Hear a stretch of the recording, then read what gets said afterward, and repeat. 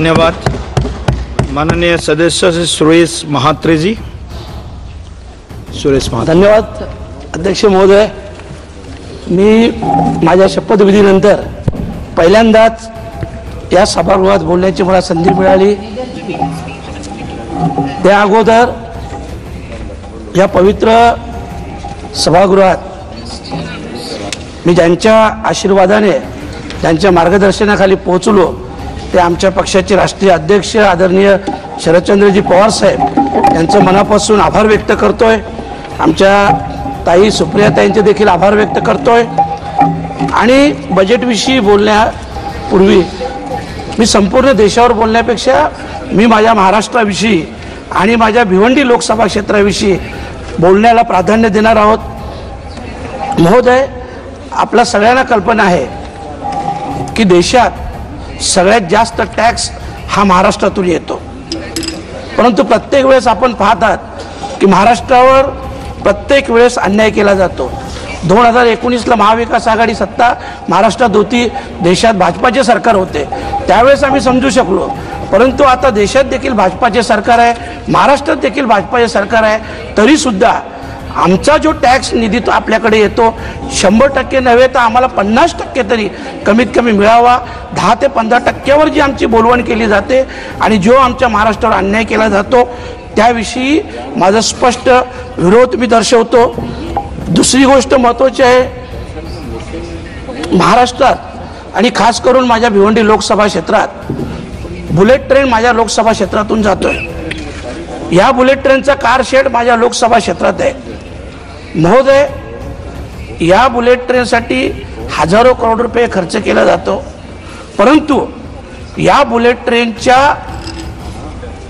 याच्यात जे काही गैरव्यवहार झालेले आहेत, मी प्रांत असतील, कलेक्टर साहेब असतील, तिथले पोलीस कमिशनर असतील यांच्याकडे लेखी तक्रार दिलेली आहे. जे मोदी साहेबांचं ड्रीम प्रोजेक्ट आहे आणि त्या ड्रीम प्रोजेक्ट खरं म्हटलं तर हे देशाच्या शिरपेचात एक मानाचा तुरा आहे. मला मान्य आहे, मी अभिनंदन देखील करतो मोदी साहेबांचं. परंतु इथं खूप मोठ्या प्रमाणात भ्रष्टाचार झालेला आहे.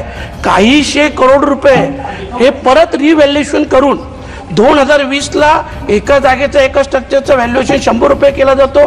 परत 2024ला त्याच जागेचा त्या स्ट्रक्चरचं व्हॅल्युएशन 500-600 रुपये केला जातो. असा काहीशे करोडचा अपव्यय हे झालेला आहे. कारण बघा, आपण एवढे 1000 करोड रुपये जेव्हा मंजूर करतो तेव्हा त्याच्यावर निर्बंध देखील असायला पाहिजे, लक्ष असायला पाहिजे. आणि म्हणून मी नक्की आपल्या निदर्शनास देतो की याविषयी आपण माहिती घ्याल, चौकशी कराल अशा प्रकारची अपेक्षा व्यक्त करतोय. आणि ते बोलण्यापूर्वी एक मुरबाड ट्रेनचा आमचा विषय आहे. आपल्या माहितीसाठी सांगतो की स्वर्गीय नाना शंकर शेठ यांना रेल्वेचं जनक म्हणून संबोधलं जातो. आणि या नाना शंकर शेठचा जन्म हा मुरबाडमध्ये झालेला आहे. परंतु हा मुरबाड तालुका अनेक वर्षापासून रेल्वेच्या प्रतीक्षेत आहे. 2022-23 मध्ये मुरबाड रेल्वेला मान्यता मिळाली. 864 कोटीचा प्रोजेक्ट बनवला. परंतु त्याच्यात आणखी लँड ॲक्वायरसाठी फक्त 1300 करोडची आवश्यकता होती. परंतु ते 1300 करोड 2022-23 पासून ऑगस्टपासून आजपर्यंत आम्हाला दिलेलं नाही. जर ते 1300 करोड दिले तर मुरबाडवासियांचं स्वप्न पूर्ण होईल. याहीपेक्षा महत्त्वाचं, जे रेल्वेचे जनक आहेत नाना शंकर शेठ यांच्या स्मृतीस खऱ्या अर्थाने आपण श्रद्धांजली वाहू असं माझं मत आहे. आणि मला विश्वास आहे की आपण हे 1300 करोड रुपये मंजूर करून या रेल्वेला प्राधान्य द्याल. महोदय, जेव्हा बुलेट ट्रेनचं आपण पाहतो, बुलेट ट्रेनपासून तुम्ही 20 ते 25 किलोमीटरच्या अंतरावर गेल्यानंतर आमचे जे काही रेल्वे स्टेशन आहेत, वाशिंद असेल, आसनगाव असेल, आडगाव असेल, बदलापूर आहे, अशा रेल्वे स्थानकात जर तुम्ही परिस्थिती बघितली, तिथले बाथरूम बघितले, तिथले बाकडे बघितले, वरचे शेड बघितले, एक शेड 1 करोडच्या शेडचं काम बदलापूर रेल्वे स्टेशनमधून 2 वर्षापासून चालू आहे, ते पूर्ण होत नाही. म्हणजे एकीकडे आपण बुलेट ट्रेनसारखा लाख करोडचा प्रोजेक्ट बनवतो, दुसरीकडे काही करोडांचा विषय आहे तिथं आपण जाणीवपूर्वक लक्ष देत नाही. ज्या मध्यमवर्गीयांच्या जीवावर ही रेल्वे एवढी फायद्यात आहे तर त्या मध्यमवर्गीयांकडे आपण आवर्जून लक्ष द्यायला पाहिजे. तिसरा महत्त्वाचा मुद्दा आहे की आपण शेतकऱ्यांविषयी चांगल्या योजना आणल्यात किंवा शेतकऱ्यांच्या मालाला भाव मिळाला पाहिजे, हमी भाव मिळाला पाहिजे, उत्पन्न वाढलं पाहिजे. पण हे सगळं करताना मी आपलं लक्ष आवर्जून महाराष्ट्राकडे वेधेल की सगळ्यात जास्त महाराष्ट्रात शेतकऱ्यांच्या आत्महत्या होतात.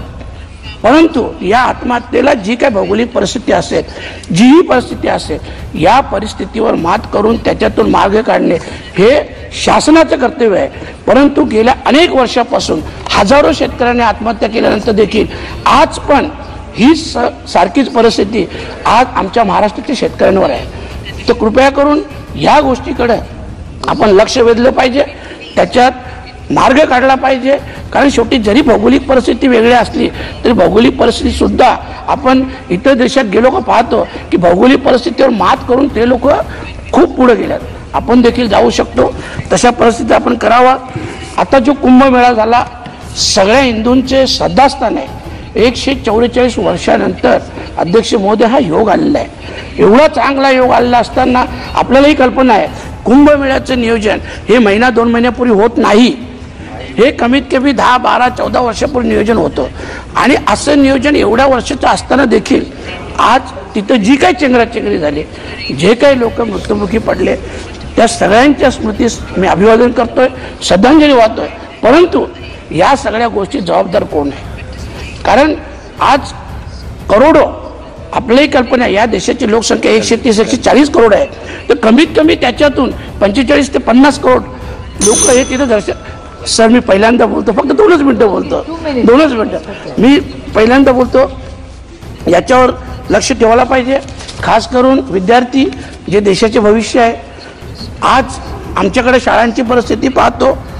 माझं म्हणणं आहे सगळ्या शाळा सरसकट डिजिटल व्हायला पाहिजे आणि सगळ्या विद्यार्थ्यांना सरकारी हॉस्पिटलमध्ये नाही तर प्रायव्हेट हॉस्पिटलमध्ये देखील मोफत त्यांच्यावर इलाज केला गेला पाहिजे.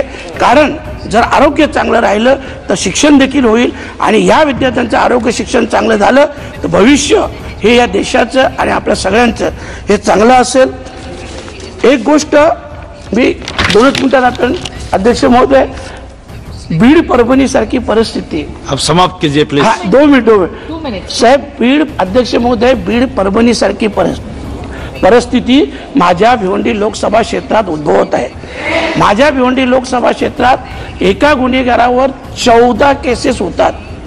14 cases. No time, man. Deadline, boss, crazy all nighter. जामीन मिळाल्यानंतर तो आरोपी पुन्हा 6 गुन्हे करतोय. तडीपार असताना 2 गुन्हे करतोय. 50 दिवस झाले पोलीस त्याला अटक करत नाही. तो आरोपी सार्वजनिक कार्यक्रमात, लग्न विवाह असेल, टुर्नामेंट असेल, जाहीररित्या फिरत असतो.